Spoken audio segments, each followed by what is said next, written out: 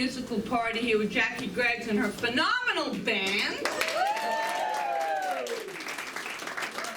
feel like we should have just had a concert. I mean, you know, let's go sit down, but okay, it's my job. So we're going to be talking about this book, this wonderful book that is called Your Invisible Powers by Genevieve Behrend. And in it, she wrote this: as you grow in understanding as to who you are and where you came from, what the purpose of your being is, and how you are to fulfill that purpose for which you are intended, you will become a more perfect center through which the creative spirit of life can enjoy itself. Great concept, really great little book too.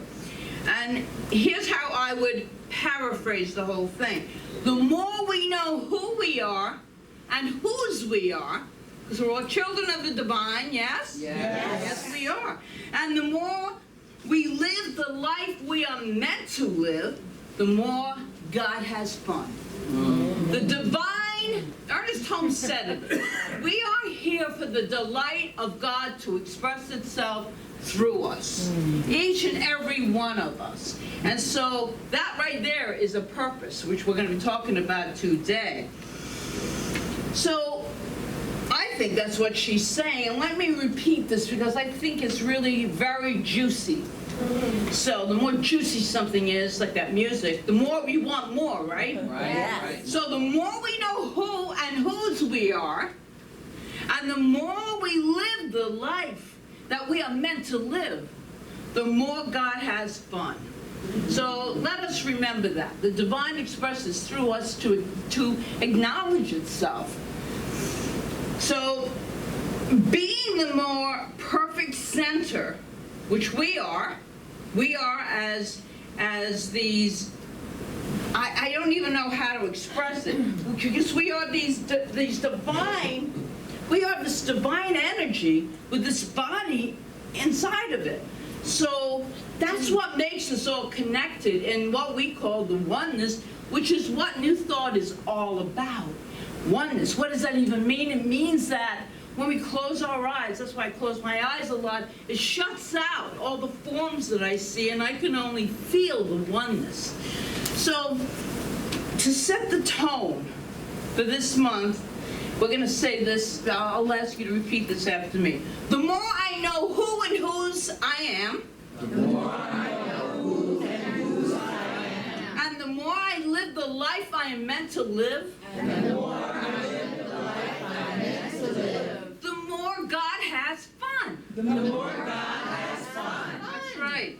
God is joy, yeah? Yes. God is joy. Then is joy. the more joy we are, that's why I loved all of the interaction, the noise this morning, the music. I loved it all because to me that is one of the greatest qualities of God, is that joy.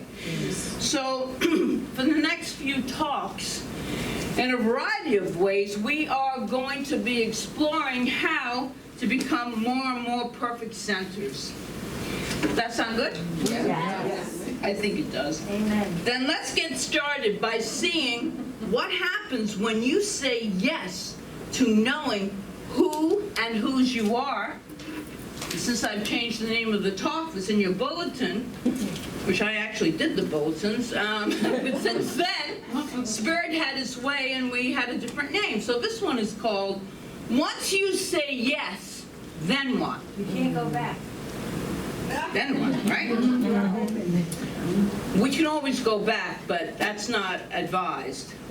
Which, by the way, no one else but me, I just wrote this and I have to write it down. Everything that I say up here, I write down. I even have an LOL in there, just for you to know. That's me. So let's back up and let's look at that yes. What are we saying yes to, right? The spiritual truth is that the universe is forever calling us into greater understanding of who and whose we are, and into greater fulfillment for our reason for being, and otherwise, in other words, and otherwise, that's called our purpose. A purpose. We, each and every one of us, have a purpose here in this incarnation Or said another way, life is at all times inviting us to experience a greater expression of itself, which means that joy, greater love, greater peace, greater flow, greater understanding, and greater connection are always available to us. We're never going to understand the allness of this universal energy, but the more we try and the more we open to it, the more we expand. We expand our consciousness, and that is what, because we want to live a life that is full of peace, where money is always coming to me. Because money is that energy that's good, that's really good. It enables us to do what we want with it. You know, it's a good thing. Ernest Holmes tells us in the Science of Mind textbook, we reach out to infinity. And since we cannot encompass infinity, we shall always be expanding and always enlarging our capacity to know and to experience. So then, our mission here on Earth, on this whole plane, is to say yes to expanding and enlarging our capacity to know who and whose we are, and to experience our reason for being here. We're not here randomly. I don't believe that. We each have, and you know, I always go back to the same idea of, you know, if you look at little children, they have a purpose. They all have a purpose. So I know that purpose was implanted into each and every one of us before our incarnation here. There once was a young couple, and they were on their first date. And at the end of it, they arrived at her front door. With bravery and courage, the young man decided to try for that very important first kiss. So he places his hand against the door jamb, leans in and whispers, "I really had a great time tonight. May I kiss you goodnight?" Horrified at the prospect of getting caught, she replies, "Are you mad? My parents will see us." "Oh, come on, who's going to see us at this hour?" "No, please," she said. "You can imagine what would happen if we get caught." "Oh, come on." Yeah, guys are persistent. "Oh, come on. There's nobody around. They're all sleeping." "No way," she said. "It's just too risky." "Oh, please, please. I really had a great time, and I really like you a lot." "I like you too, but I just can't." "Oh, yes, you can." And they go back and forth with this. And with that, the front door flies open. And the girl's younger sister, standing there in her sleeping clothes with her hair a mess and a sleepy voice, says, "Dad says, go ahead and just kiss the man. Just say yes. Or I can kiss him. Or if I need to, Dad will be down to kiss him. Just please have him take his hand off the doorbell."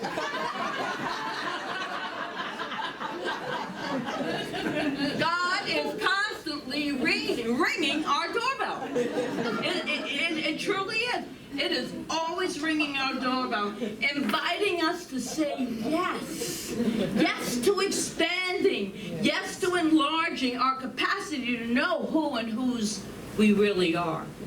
Really. But we have to have that intention in our minds. I remember when I was for many years, really, I did know as a child what I wanted to do.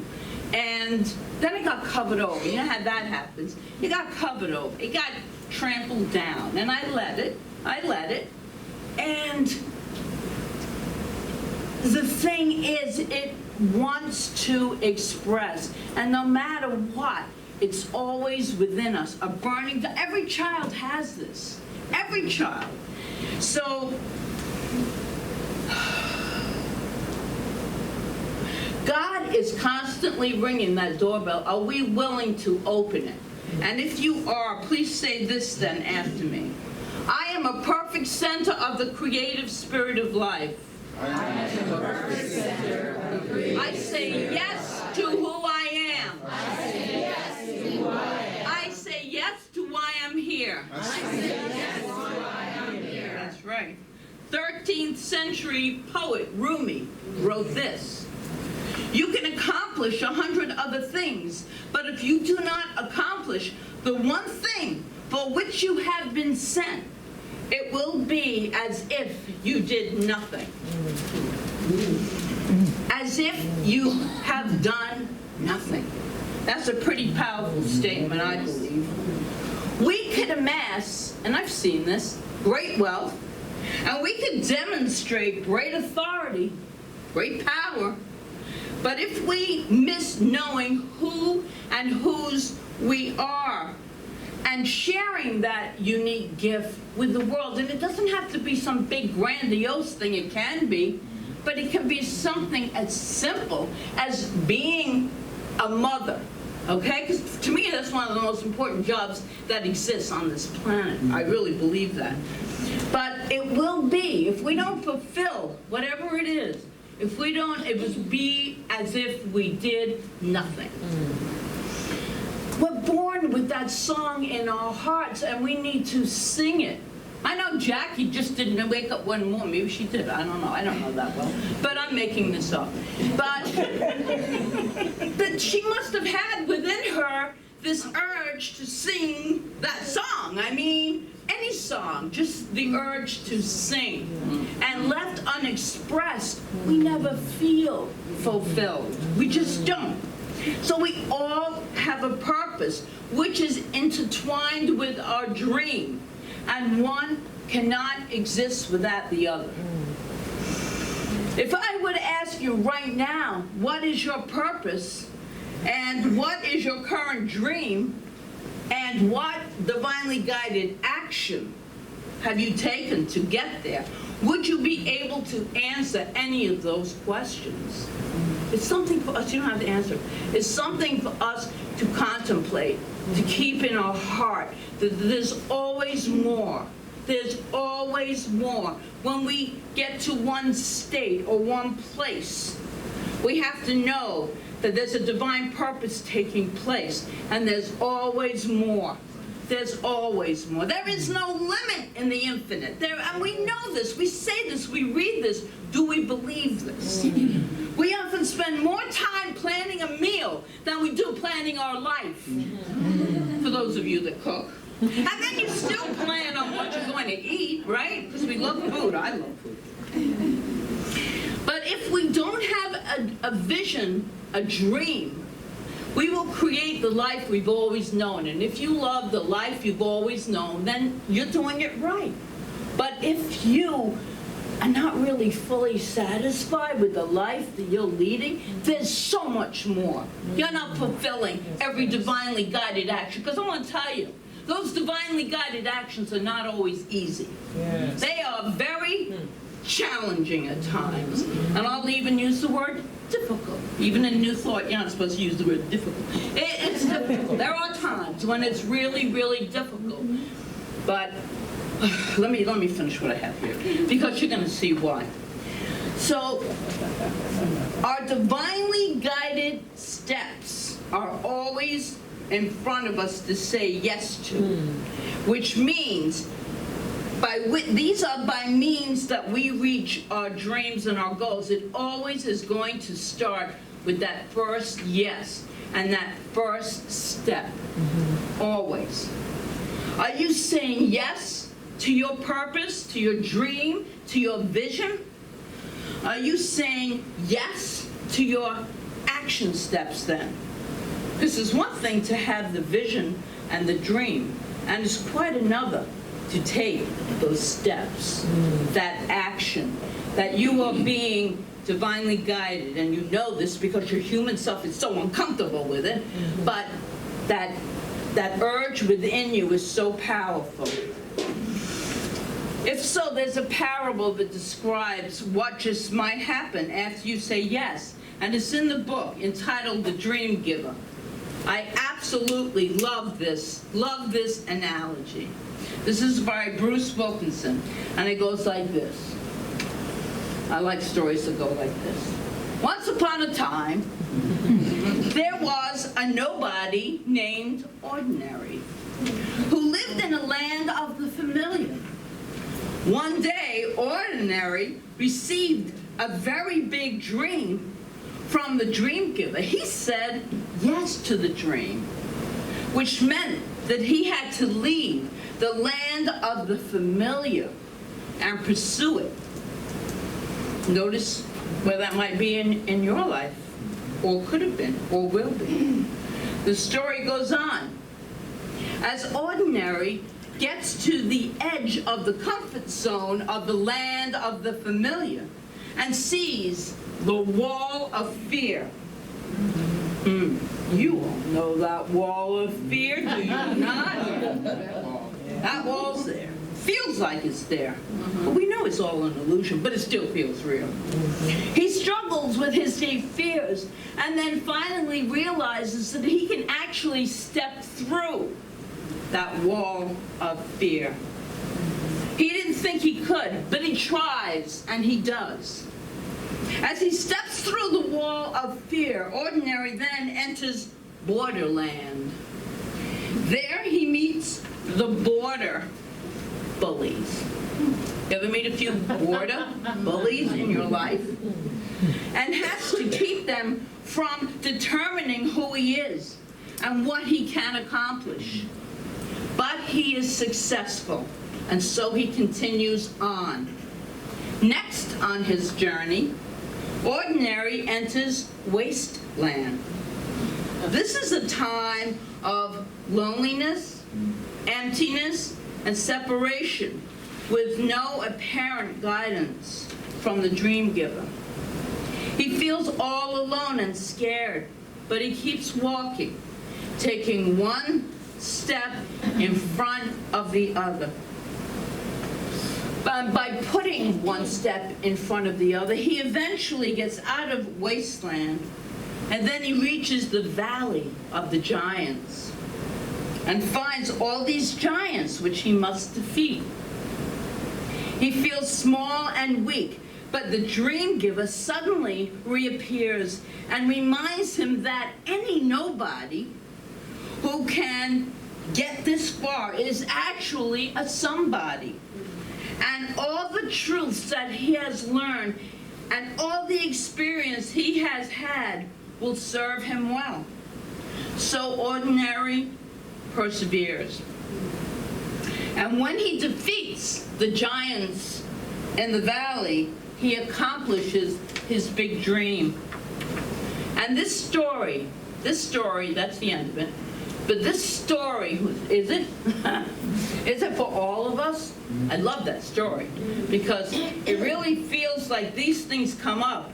And then you go through it all and it's very difficult, and then you have this time of like chilling, if you will.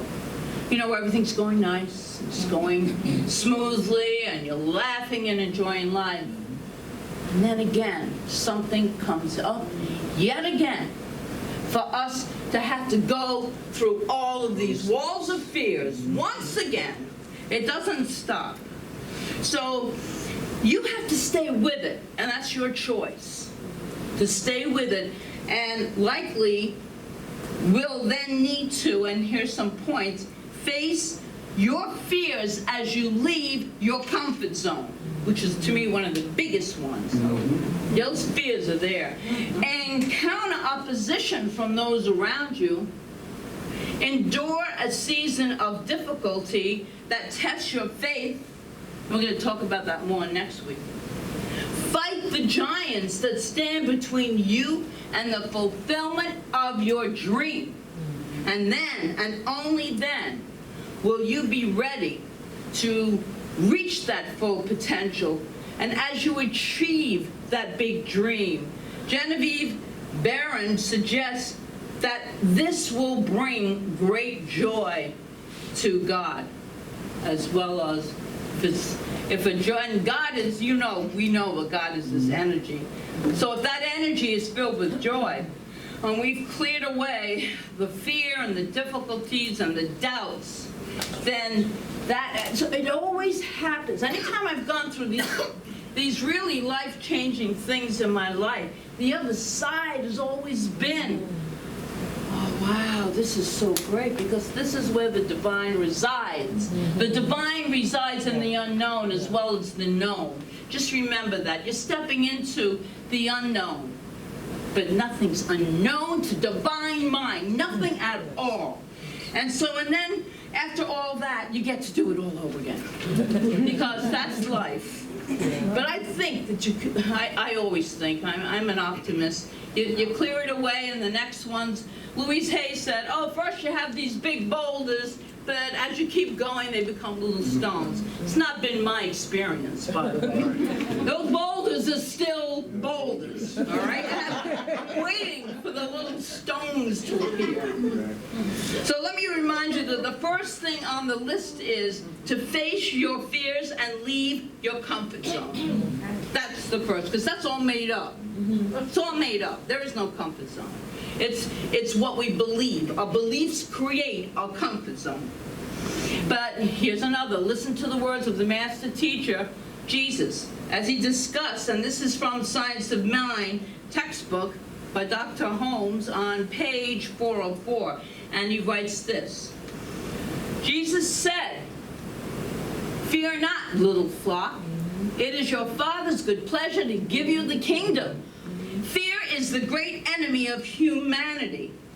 Fear brings limitation and lack in its wake and destroys the happiness and possibility of a greater degree of livingness to those who suffer from it. Fear blocks the most complete givingness of the Spirit to its highest form of manifestation on this planet, which is humankind. Humankind, it's all of us. Fear is a belief in limitation, a denial that the divine is the center and source of all good. In the midst of plenty, humanity lives in want. Do we ever find ourselves there? I do. Maybe it's just me. Anyway, we'll go back to Holmes. Okay. Because of fear, to overcome fear is the greatest adventure in the minds of the humankind. What a powerful statement that really is.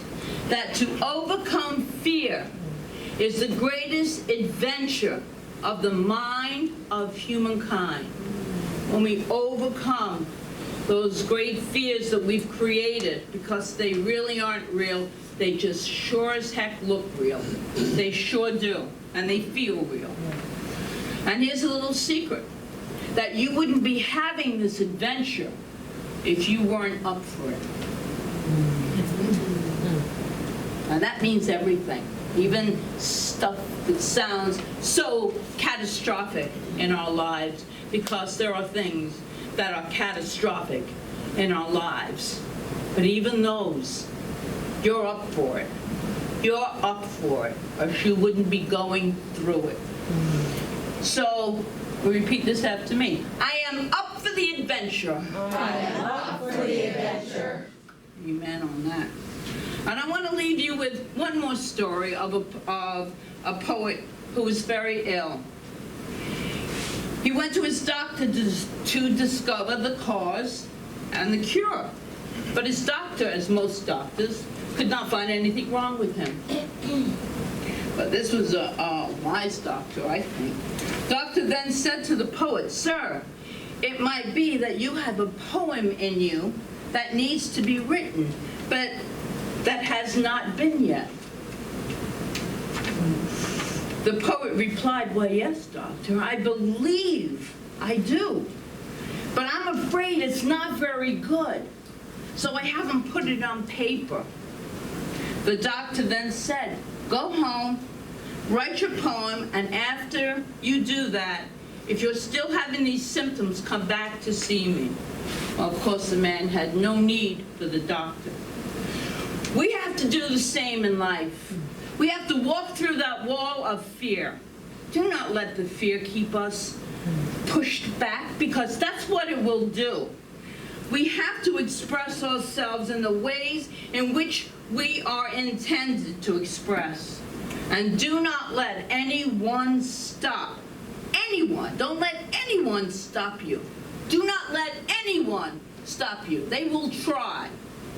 And they come in many disguises. And Genevieve Barron tells us how we were intended to grow in understanding as to who we are, to know where we came from. I came up with this affirmation this morning. I am a spiritual warrior of the divine. Isn't that good? I just was doing the talk because I always go through the whole thing. And I was like, wait a second. I'm a spiritual warrior of the divine. And no one, nothing can harm me. To glow with the purpose of our being and to flow that purpose into fulfillment, thereby creating a more and more perfect center through which the creative spirit can flow through. And that's for all of us. All of us go through these things, you know, on and off in life.